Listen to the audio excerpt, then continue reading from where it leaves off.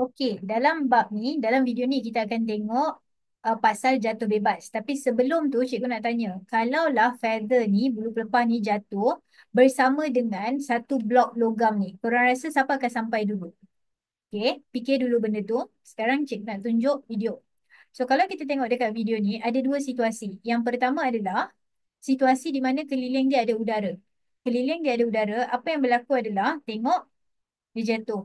Okey, logik lah. Ini yang korang akan fikirkan kan. Mestilah besi tu akan jatuh dulu. Okey, tapi kalaulah contoh situasi tak ada udara. Nampak tak dua-dua akan jatuh serentak? Dua-dua akan jatuh serentak. Jadi, bila kita cakap pasal jatuh bebas, sebenarnya kita tengah cakap pasal jatuh tanpa udara tadi. Maksudnya, dua-dua akan jatuh serentak. Ini yang dimaksudkan dengan jatuh bebas ataupun free fall. Okey. So sekarang ni kita tengok free fall tu apa? Jatuh bebas tu apa? Jatuh bebas adalah objek yang jatuh disebabkan graviti tanpa sebarang daya luar. Okay, free fall adalah when object falls only due to gravity without any external force. External force tu termasuklah friction dengan rintangan udara. Okay, bila ada udara, dua-dua nak jatuh sebenarnya. Dua-dua nak jatuh. Tapi disebabkan ada rintangan udara, okey, disebabkan ada rintangan udara, yang ini akan jatuh dulu, yang feather ni akan jatuh lambat. Okey, tapi ini bukan free fall. Sebab ini ada udara, so akan ada rintangan. Jadi point dia dekat sini adalah yang vacuum adalah bila objek jatuh dalam keadaan free fall. Okey, vacuum adalah bila objek jatuh dalam keadaan free fall di mana udara pun tak ada. So, dia akan jatuh serentak. Kenapa? Sebab tidak ada geseran. Okey, apa yang korang kena faham kat sini adalah bila dia jatuh sebab graviti kan. So dia akan jatuh dengan pecutan graviti. Okey, G ni adalah simbol baru untuk korang. G adalah pecutan graviti, gravitational acceleration, yang mana nilai dia adalah 9.81 ms negatif 2. Okey, ni kena ingat.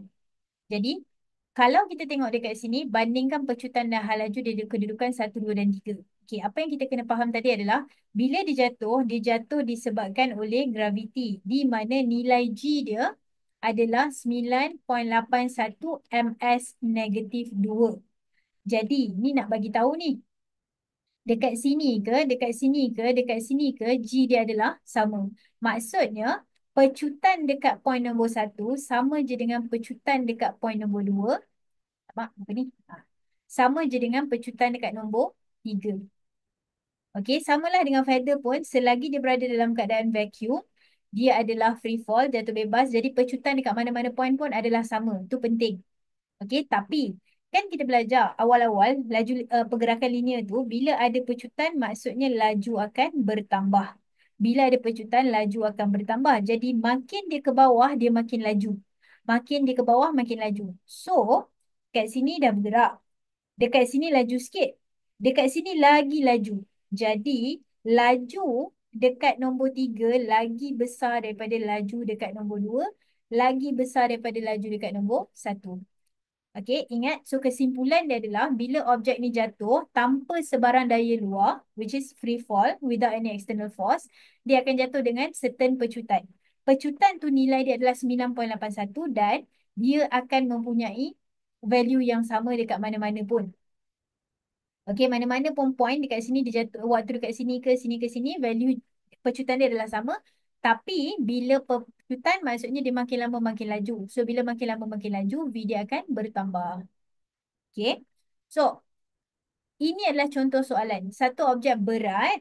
Okey, bila soalan kata satu objek berat, walaupun dia tak cakap pasal vacuum, kita dah tahu dia adalah jatuh bebas.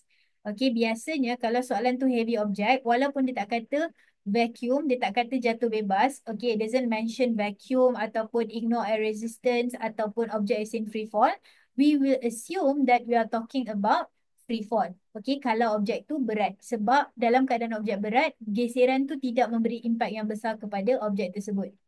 Okey, jadi kat sini apa yang berlaku? Jadi bila dia jatuh, kita kena faham bahawa dia punya pecutan adalah seragam. Maksudnya dekat sini pun dia punya pecutan adalah 9.81 sebab dia guna pecutan graviti. Okey, kat sini pun masih lagi 9.81 sebab dia guna pecutan graviti dan seterusnya lah. Tapi ingat, bila memecut, maksudnya objek mestilah makin lama makin laju. So, bila makin laju, maksudnya hal laju dia bertambah. So, dekat sini jawapan dia adalah B, bola. Okey, jawapan dia adalah B, bola.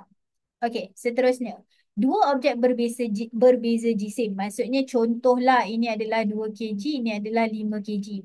Dijatuhkan dalam kebuk vacuum. Maksudnya kita tengah cakap pasal jatuh bebas. We are talking about free fall because the object is in vacuum chamber. Okay, just in case lah. Cikgu rasa tak mention tadi. Vacuum tu maksudnya dalam dia tak ada udara. Vacuum maksudnya dalam dia tidak ada udara.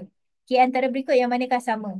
Okay, so cuba fikir kejap. Yang mana satu jawapan untuk soalan ni? Adakah tenaga kinetik, tenaga keupayaan graviti, pecutan atau daya graviti? Okay. Biasanya pelajar akan jawab D, tapi nak bagi tahu jawapan dia adalah C. Okey, sebab 9.81 ms negatif 2 ni, nampak tak unit ni? Ni adalah unit untuk pecutan. Okey, cuma ni nama dia adalah pecutan graviti. Dia pecutan juga, tapi pecutan disebabkan graviti. So, jawapan dia adalah C. Pecutan graviti tak sama dengan daya graviti. Tak sama dengan tenaga keupayaan. Okey, sebab tenaga keupayaan, tenaga kinetik, daya graviti semua ada melibatkan jisim. Dekat sini tidak. Okey, so jawapan dia adalah C. Okey, so graf gerakan jatuh bebas. Okey, kepada siapa-siapa yang belum tengok video graf gerakan, mungkin kalau tengok akan lebih faham lah. Tapi cikgu rasa boleh je survive kalau tak tengok pun. Kita tengok kat sini. Pertama sekali adalah ingat balik bila objek tu jatuh, dekat sini berapa dia punya pecutan? 9.81 kan? Okey, waktu dekat sini dia jatuh lagi, berapa pecutan dia? 9.81 juga kan?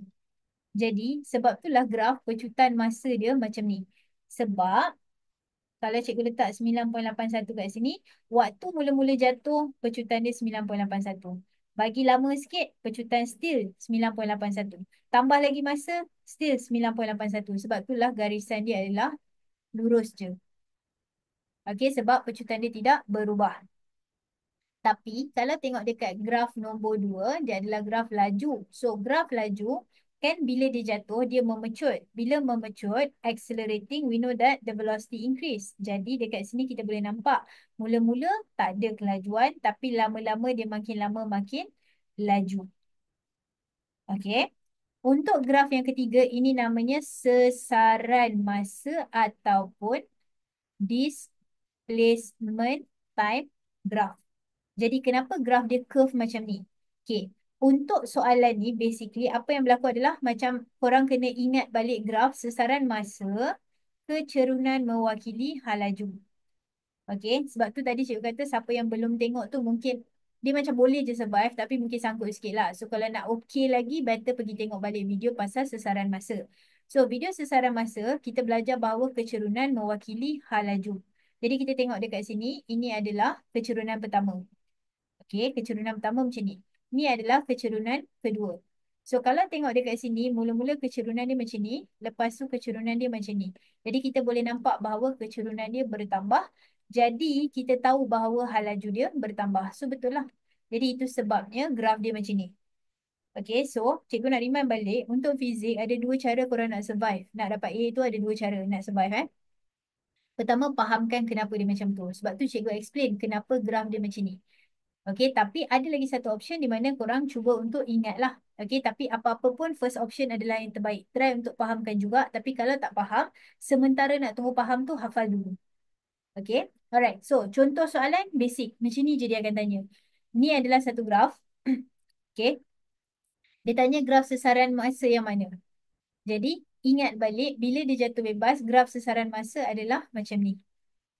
Okey, sebab dia curve. Jadi, ini adalah jawapan untuk graf sesaran masa. Okey. Untuk soalan seterusnya, kali ni lain pula. Dia minta pecutan masa. Acceleration time. Jadi kita tahu bahawa dekat sini 9.81. Kat sini pun masih 9.81 dan seterusnya. Jadi dia punya pecutan mestilah sama. So jawapan dia adalah D, dadu. Okey. Yang seterusnya dia minta hal laju masa pula. Nampak soalan dia sama je. Cuma dia tukar tajuk. Gitulah. So soalan minta hal laju masa. So kita tahu makin lama dia jatuh, dia punya laju makin bertambah sebab objek dalam keadaan pecutan. When object is accelerating, okay, as it move lower, the speed will increase. So dekat sini jawapan dia adalah A, ayam. Okay, so untuk video seterusnya kita akan tengok pasal apa macam mana nak guna macam mana nak buat pengiraan subat berdasarkan situasi jatuh bebas. Okay, tapi untuk hari ni untuk video ni saja kita dah dapat bahawa apa kesimpulan yang korang kena tahu adalah benda ni. Pertama, jatuh bebas bila dia jatuh tanpa daya luar. Bila dia jatuh, di dalam keadaan pecutan yang seragam. Okay, when the object is falling, the acceleration is constant. Dan bila dia jatuh, laju dia bertambah. Okay, kalau nak extra sikit, korang kena ingat pasal bentuk graf. Okay, tiga benda tu je yang korang kena tahu untuk video ini. Alright, so anyway, apa-apa pun revise. Terutamanya part ni yang mana kalau siapa belum tengok video tu, pergilah tengok dulu untuk graf gerakan. Okay, so itu sahaja untuk video kali ini. Terima kasih semua. Assalamualaikum.